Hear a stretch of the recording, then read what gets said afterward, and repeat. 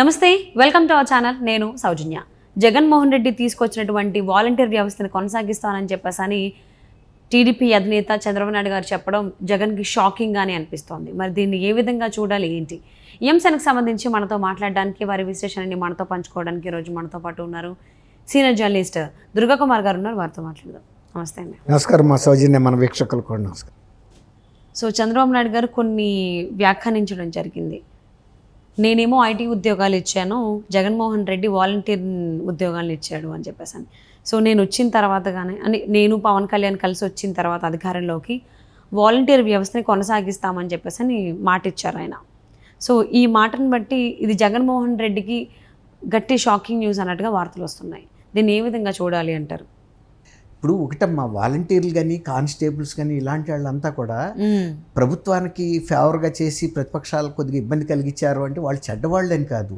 వాళ్ళు ఆ ఉద్యోగంలో ఒక ఒత్తిడికి శాసనసభ్యులు ఒత్తిడికి లోబడి మళ్ళీ పై అధికారులకు చేస్తారు, ప్రభుత్వానికి కంప్లైంట్ చేస్తారనేది. అది పాలకులు అనేవాళ్ళు ఎవరు కూడా అట్లాంటి వాళ్ళ మీద కక్ష సాధింపుకి దిగకూడదు. వాళ్ళ ఇబ్బందిని అర్థం చేసుకుని వాళ్ళని కూడా మళ్ళీ కాన్ఫిడెన్స్లోకి తీసుకుని పరిపాలన కొనసాగించాలి. అది పాలకుడి లక్షణం. అంతేగాని ప్రతి వాళ్ళ మీద కక్ష సాధింపుగా కనుక మన టైం అంతా వేస్ట్ చేసుకుంటే ఇప్పుడు జగన్మోహన్ రెడ్డి గారు చేసినట్టే అవుతుంది. ప్రజలకు ఏది అందించాలో అది అందించకుండా కేవలం ఎవరో ఒకళ్ళ మీద కక్ష సాధించడానికి 5 సంవత్సరాలు దుర్వినియోగం చేయకూడదు. ఆ ఉద్దేశం మీదే చంద్రబాబు నాయుడు గారు నేను అనుకోవటం, వాళ్ళకు ఒక కాన్ఫిడెన్స్, విశ్వాసం కలిగించడానికి, బాబు మీరు వైఎస్ఆర్సీపీ పార్టీ తరఫున పనిచేయాల్సిన అవసరం లేదు, నేను వచ్చినా కూడా మిమ్మల్ని నేను కొనసాగిస్తాను, ఇంతకన్నా మీకు బెటర్ పొజిషన్లో ఉంచే పరిస్థితులు చూస్తాను అనే హామీ ఇచ్చినట్టుగా నేను భావిస్తున్నా. ఇంకోటి ఏంటంటే వాళ్ళకి యాక్చువల్లీ ఆయన ఆ మాటలే అన్నారు. సో మేము వచ్చిన తర్వాత కూడా వాలంటీర్ వ్యవస్థని కంటిన్యూ చేస్తాము, అది ఉంటుంది, దాన్ని ఏం తొలగించము, మీరు వైకాపాకి పనిచేయొద్దు అనేటువంటిది ఆయన మాట ఇచ్చారు యాక్చువల్లీ. సో అంటే దీన్ని చంద్రబాబు నాయుడు గారు చెప్పినటువంటి మాటలు ఏవైతే ఉన్నాయో ఇవి వాలంటీర్లు నమ్మేటువంటి అవకాశాలు ఉన్నాయి. ఎందుకంటే ఇప్పటి వరకు కూడా వైకాపాకి చాలామంది పనిచేశారు వాలంటీర్లు అని చెప్పేసి మనం వింటూ వస్తూ ఉన్నాము. మరి ఇప్పుడు చంద్రబాబు నాయుడు గారు చెప్పారు అని చెప్పేసి వైకాపాకి పనిచేయడం మానేస్తారా వాలంటీర్లు? ఇప్పుడు దాకా ఎవరు అడగలేదు కదమ్మా.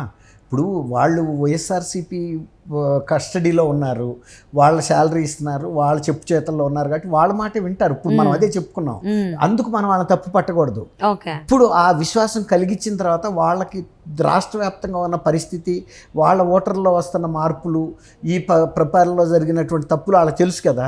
ఇప్పుడు ఈ ప్రభుత్వం మారినప్పుడు చంద్రబాబు నాయుడు గారు లాంటి వ్యక్తి, చిన్న వ్యక్తులు వీళ్ళు ప్రభుత్వంలో ఉన్న చిన్న విభాగం కాబట్టి వీళ్ళని ఎక్కడో ఒకసారి ఇంకొక రకంగా తర్వాత అగ్రికల్చర్ ఆర్ట్కి ఉపయోగించుకోవచ్చు వీళ్ళని. తర్వాత ఇతరత్ర స్వయం ఉపాధి పథకాలు అమలు చేయటంలోనూ, గ్రామాల అభివృద్ధిలో వీళ్ళ పాత్ర ఎక్కడోసాట కొంత చేసుకుంటే నేర్పిస్తే వీళ్ళకి ఒక్కొక్క విభాగంలో వీళ్ళు సెల్ఫ్ సఫిషియెంట్ చేయడానికి ప్రజలను ఉపయోగపడతారు. ఎందుకంటే కొంత వీళ్ళ దగ్గర సమాచారం ఉంది, కొంత అవగాహన కూడా ఈ 5 ఏళ్లలో ఏర్పడింది. ఇప్పుడు నెగిటివ్ రోల్ బదులు పాజిటివ్ రోల్లోకి తీసుకురావాలి వీళ్ళని. అది చంద్రబాబు నాయుడు గారు బహుశా నేను అనుకోవటం, వీళ్ళని పాజిటివ్గా ఉపయోగించుకుని పార్టీకి కాకుండా సమాజానికి, గ్రామాభివృద్ధికి వాళ్ళకు కూడా కొంత ఉపాధి కల్పించి ఇంకో 2000 పెంచినా కూడా తప్పేం లేదు, వాళ్ళు మంచిగా సర్వీసెస్ ఉపయోగించుకుంటే. కాబట్టి ఇప్పుడు వాళ్ళు కూడా ఆలోచించుకోవాలి. చంద్రబాబు నాయుడు గారు గతంలో అనేక సార్లు ముఖ్యమంత్రిగా చేసినది, ఆయన పరిపాలనా విధానం వీళ్ళకి కొంత అవగాహన ఉంది. కాబట్టి ఇప్పుడు చంద్రబాబు నాయుడు గారు ఇంత చిన్న హామీని అమలు చేయలేక మోసం చేస్తాడని మనం అనుకోం. ఎందుకంటే పబ్లిక్లో కనుక ఒకసారి విశ్వాసం కోల్పోతే ఏ నాయకుడైనా, ఏ పార్టీ అయినా కూడా తను మళ్ళీ ప్రజలు నమ్మరు. కాబట్టి ఈ ఇంత చిన్న విషయంలో ఆయన తప్పు దోవపడతాడని అయితే నేను అనుకోను. వాస్తవాలు వాళ్ళకి కొంత తెలుసు కాబట్టి ఈ వాలంటీర్స్ కూడా అంటారు చూడండి, నక్సలైట్లు ప్రజా జీవితంలో రండి అన్నప్పుడు జనస్రవంతిలో కలిసినట్టు ఇప్పుడు వాళ్ళు కూడా ఈ జనస్రవంతిలో కలిసిపోతారని నేను అనుకుంటున్నా. ఎందుకంటే నేను మా ఊళ్ళలో కూడా చూసా, వాళ్ళు చాలా తప్పులు చేశారు కానీ అది వాళ్ళ స్వయంగా చేయలే, పై వాళ్ళు చేయమన్నారు, చేశారు. అది వాళ్ళు నిమిత్త మాత్రులు. సో జగన్మోహన్ రెడ్డి హయాంలో వచ్చినటువంటి ఈ వాలంటీర్ల వ్యవస్థని కంటిన్యూ చేస్తాము, దీన్ని మేము తొలగించమనేటువంటి మాట చెప్పడం జరిగింది చంద్రబాబు నాయుడు గారు. అంతేకాకుండా వైకాపాకి పనిచేయొద్దు అనేటువంటి మాట కూడా చెప్పారు.